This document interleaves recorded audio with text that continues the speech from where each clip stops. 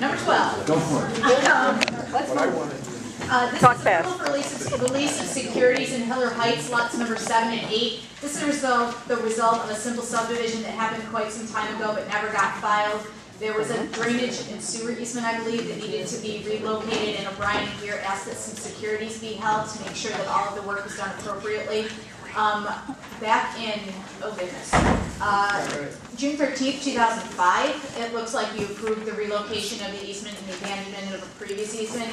Now that the securities no longer need to be held, I think Michelle is going to say O'Brien here is comfortable with releasing them. We'll move on to number 13, where you can reapprove the acceptance of a new easement and abandonment of a previous easement. Go ahead, Michelle. Sure. So I think it was about $2,000 in securities, and we performed a site visit recently with the highway superintendent, and there are some minor deficiencies out there, but what it was noted was that the overall condition of Hiller Drive is not good. So you know, there's an overall need for maintenance of the road and gutters on Hiller Drive. So you know, we felt that the security didn't need to be held anymore because there's bigger issues to address on Hiller Drive. Your recommendation To release the security. To release. Motion to approve is presented. Second. Okay, Mr. Conway? Yes. Ms. Tarwacki? Yes. Mr. Ryback? Yes. Mr. Coral? Yes. And Mr. Dudzinski? Yes. Now number 13. It's just authorization for the supervisor to execute necessary documents to abandon a previous easement and accept a new easement for the town. And this is just a reaffirmation of a motion that was approved quite some time ago, now that there's no securities no longer in place. Motion to approve as presented. Second. Mr. Conway? Yes. Ms. Tarwacki? Who defined the new easement? It was done as part of the subdivision process, and O'Brien here worked on it with us. Recently. Actually quite some time ago, and now that all the work has been completed, and now that the security is no longer to be withheld, we're comfortable that the subdivision may actually proceed and the easement documents may actually be recorded. Steve, you had something to add? If I'm not mistaken, it's important to know, I think this easement was in between the two properties. Yes. And now the Can properties you have talk been into the joined. mic? These properties now have been joined, so no longer will be easement between the two properties. Okay. My vote's yes then. And Mr. Ryback? Yes. Mr. Coral? Yes. And Mr. Dudzinski? Yes. Number 14. Heather. Michelle may be able to give some additional information on this as well, but you solicited bids for drainage improvements along this Dula path.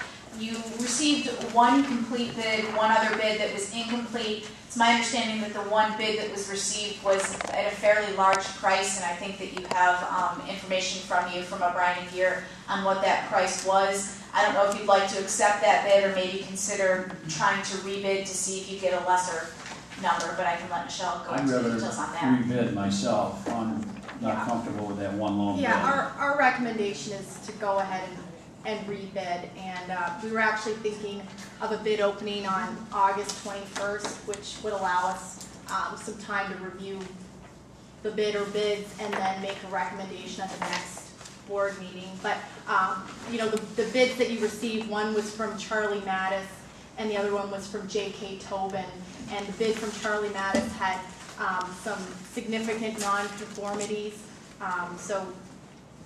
Mark Parrish from our office spoke with Heather, and it was determined that that bid should not be accepted. And then the second bid from J.K. Tobin didn't have any conformities in it, but the bid came in at $99,000, which was you know, significantly above what we anticipated the bid to be. So our recommendation is to reject both bids and just go ahead and rebid. For August 21st. August 21st for a bid opening. Motion to approve as presented. Second. Mr. Conway? Yes. Ms. Tarwacki? Yes. Mr. Ryback? Yes. Mr. Coral? Yes. And Mr. Dudzinski? Yes. And I'd just like to note for the record that that will be subject to the Central Scores School District approving use of their property to access the area that needs to be improved while school is in session. At this point, we don't anticipate there being a problem. What time do you want the bid? What's the normal time? 11? 11, I think we typically do. Number 15.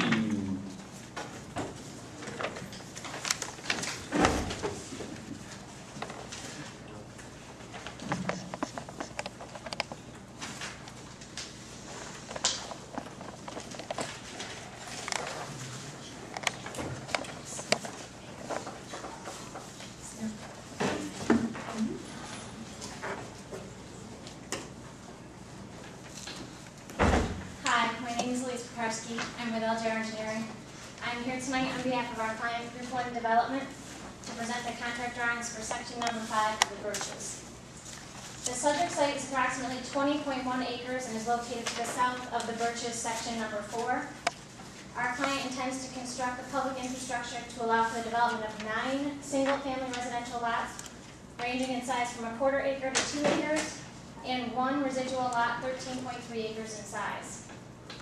The original preliminary plan approved by the town was allowed for the development of 38 1/4 acre single-family residential lots, but due to the expansion of federal and state wetlands on site and the redelineation of the wetlands, which are located on this plan, the project was scaled back to avoid impacting those wetlands with development.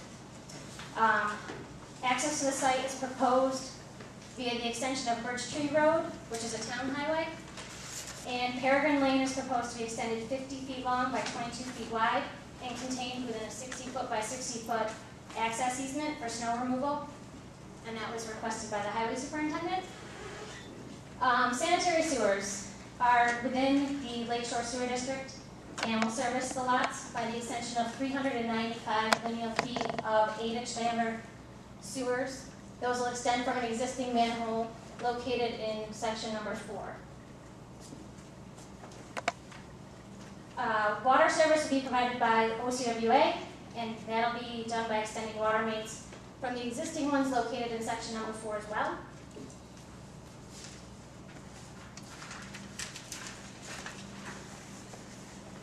And drainage, which is always a big issue. Stormwater runoff from the site is tributary to an existing detention basin, which is located in lot 91, which is mostly comprised of wetlands, as is right now. That was done as part of previous sections of the Birches, and it was designed and constructed prior to the implementation of the Speedies program, and therefore only provides the water quality, or water quantity. So we're proposing to meet water quality requirements by means of a wet pond in the rear of lots 85 and 86, which will then discharge into the stormwater management facility where the water quantity is provided.